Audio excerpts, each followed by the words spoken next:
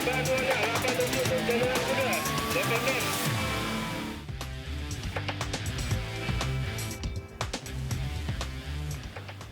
sebuah gudang sembako di Kabupaten Kediri, Jawa Timur terbakar. Api muncul akibat korsleting listrik di garasi dan secara cepat menghabiskan seluruh bangunan termasuk sebuah mobil.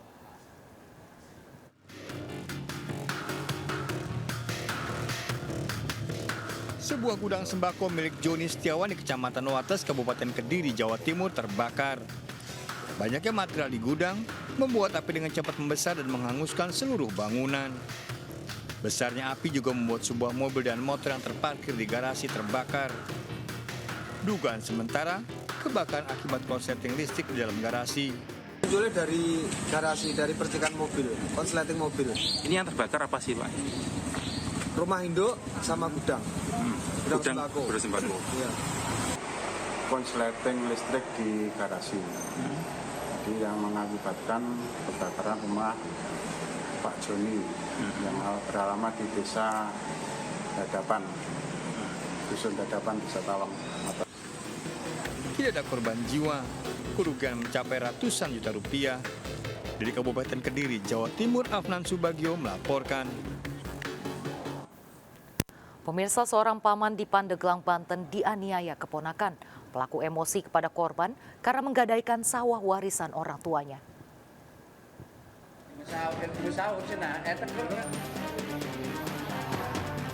Polisi menangkap Hairul Anwar, 35 tahun, usai menganiaya pamannya Rasam, 68 tahun. Pelaku keponakan korban emosi saat mengetahui sawah milik orang tuanya digadaikan warga Cinangka, Serang, Banten tersebut. Akibat perbuatan pelaku, korban terluka parah dan segera dievakuasi warga ke puskesmas. Peristiwa berawal saat korban Rasam, 68 tahun, menggadaikan sawah warisan milik orang tua pelaku. Pelaku yang bekerja di Pandeglang melunasi hutang gadai tersebut. Namun korban kembali menggadaikan sawah warisan tersebut tanpa sepengetahuan pelaku. Hal ini membuat pelaku emosi. Ya, dia mau ngambil pegadaian itu karena kan posisi sawah itu digadai ya. Langsung datang ke yang gadai di sawah.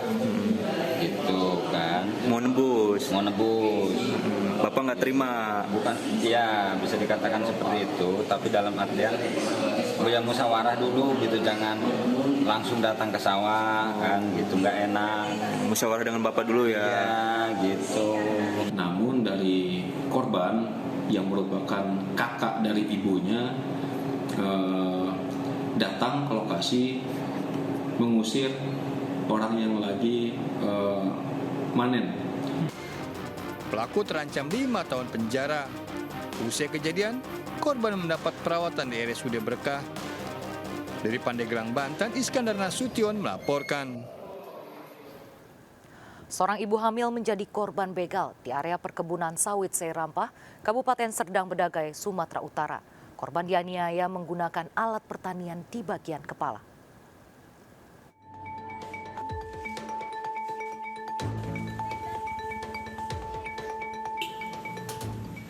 Sofia Ria, wanita berusia 22 tahun, menjadi korban pembegalan di area perkebunan sawit di Desa Firdaus, Serdang Bedagai, Sumatera Utara.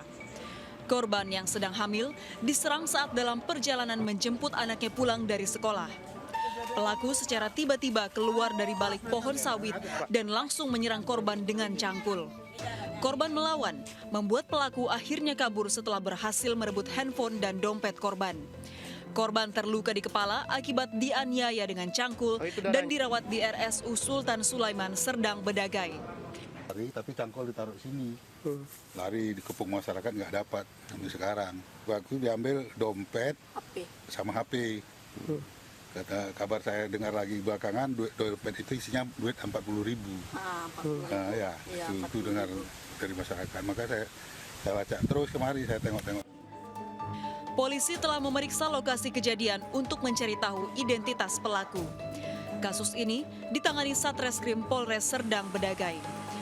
Dari Serdang Bedagai, Wahyu Rustandi melaporkan. 3 pengendara motor juga diserang begal ketika melintas di Jalan Insinyur Sutami, Makassar, Sulawesi Selatan. Korban diserang menggunakan busur panah dan senjata tajam.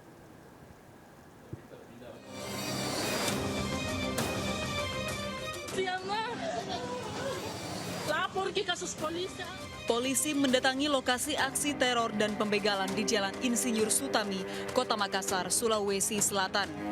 Sebelumnya, 3 korban yang melintas di lokasi diserang para pelaku yang diperkirakan berjumlah 9 orang. Korban diserang menggunakan busur panah dan senjata tajam. Handphone korban dirampas pelaku yang berboncengan motor. Ketiga korban, Muhammad Akbar, 21 tahun, tertancap busur panah di bagian perut, dirawat di RS Wahidin Sudiro Husodo. Sukriyadi, 26 tahun, terluka di bagian dada, dirawat di RS Daya. Sementara Umar dirawat di RS Polri Bayangkara, Makassar. Diduga pembegalan tersebut merupakan aksi balas dendam. Ketiga korban mengaku tidak mengenal para pelaku. Identitas sejumlah terduga pelaku telah diketahui polisi. Ada beberapa inisial nama yang sudah kami kantongi dan akan kami lakukan pengejaran terhadap pelaku tersebut. Untuk keempat TKP ini Bang ada berapa korban Bang? Untuk keempat TKP ini ada 3 korban. Masing-masing luka di bagian mana? Untuk TKP pertama, pembusuran pertama itu mengena pada bagian perut. Kasus ini dalam penyelidikan polisi. Dari Kota Makassar, Sulawesi Selatan, Muhammad Nurbone melaporkan. Berlaga sebagai mahasiswa, komplotan pencuri motor menyatroni sejumlah rumah kos di Cengkareng, Jakarta Barat. Dalam waktu semalam, 4 motor raib digasak pelaku.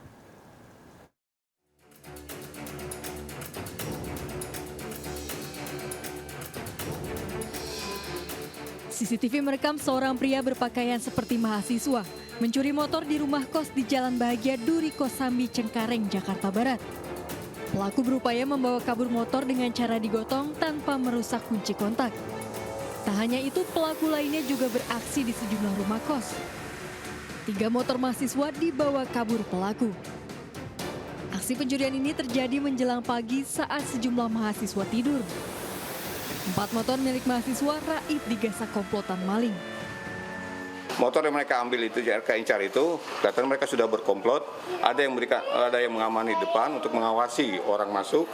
Ada juga mereka yang memetik dan mengambil di sini. Nah, kurang lebih motor yang diambil pada malam yang sama, pada jam yang sama itu kurang lebih 4 motor.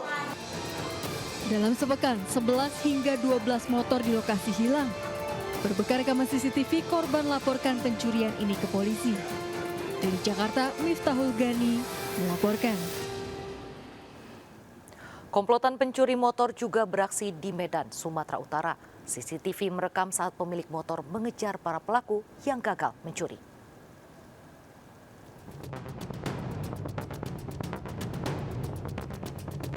Percobaan pencurian motor terjadi di Jalan Panglima Denai, Medan, Sumatera Utara. 3 pelaku mengincar motor yang terparkir di halaman salah satu toko tempat korban bekerja. Setelah memantau situasi dan dirasa aman, 2 pelaku mencoba membobol kunci kontak motor. Namun aksi tersebut dipergoki pemiliknya. Para pelaku pun segera kabur bersama rekannya yang sudah bersiaga di atas motor. Jam 11 kurang 10 ya Bang ya. Kami di dalam, kebetulan pintunya kan masih kami buka, pintu besinya. Jadi kami masih aktivitas di dalam. Kami dengar ada suara kecil-kecil, kami abaikan memang. Cuman pas ada suara hentakan yang agak keras. Kawasan Jalan Panglima Denai, Medan, Sumatera Utara rawan pencurian motor. Dari Medan, Sumatera Utara, Ahmad Ridho Nasution melaporkan. Seorang perajin dompet ditemukan tewas di kamar karyawan Jalan Pengukiran 3, Tambora, Jakarta Barat. Polisi masih menyelidiki penyebab tewasnya korban.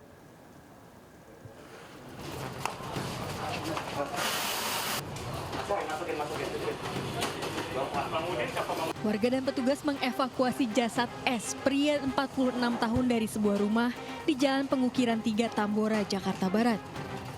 Jasad pengrajin dompet tersebut ditemukan tewas di kamar yang juga dihuni karyawan lainnya. Kematian korban mengejutkan teman kerjanya karena pada malam sebelum tewas, korban masih dalam kondisi sehat. Korban ditemukan tewas saat sebagian penghuni kamar akan berangkat bekerja. Jasad korban dibawa ke Rumah Sakit Cipto Mangunkusumo untuk diotopsi. Korban tinggal sendiri Pak di kamar itu Pak? Oh, rame-rame. Berarti pas mau kerja ternyata korban tidak ikut kerja. Iya, dibangunin udah nggak ada. Kasusnya ditangani polisi sektor Tambora. Dari Jakarta, Miftahul Gani melaporkan.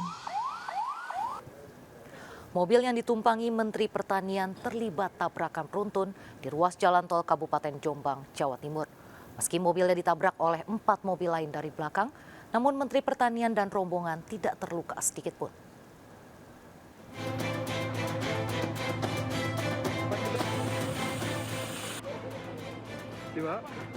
Mobil yang ditumpangi Menteri Pertanian Syahrul Yassin Limpo tampak penyok di bagian belakang.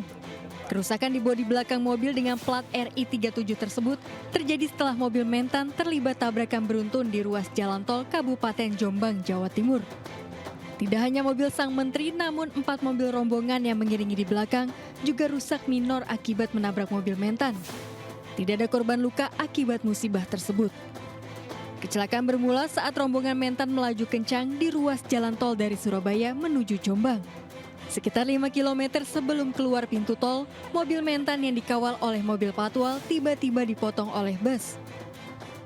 Sempat itu ada bis di depan sendiri. Bis Motong jalan, terus motong rombongan. yang depan akhirnya berhenti. Enggak ada, Pak. Ini paling paham yang deket ini. Supir apa? Alphard ini. Terus sampean juga ngerem? Wah, udah ngerem nggak nutol. Udah. Udah nggak nutol. Yang rusak apanya Pak mobil? Kenapa? Yang rusak apanya? Yang di belakang. Yang sampean kendari? Ini aja. Yang pecah itu ya? Ini. Kalau mobilnya Bapak ditumpangi siapa Pak? Pak Dirjen. Pak Dirjen. Belakang. Karena tidak terluka sedikit pun, Menteri Pertanian dan rombongannya bergegas menuju lokasi kunjungannya di Kecamatan Kasamben, Kabupaten Jombang. Dari Jombang, Jawa Timur, Mohtar Bagus melaporkan. Seorang anggota polisi di Palembang, Sumatera Selatan memukul anggota TNI yang membantu menyeberangkan anak sekolah. Ikuti informasi lengkapnya sesaat lagi, tetap di Serkap. Bantuannya, 87 Januari 2,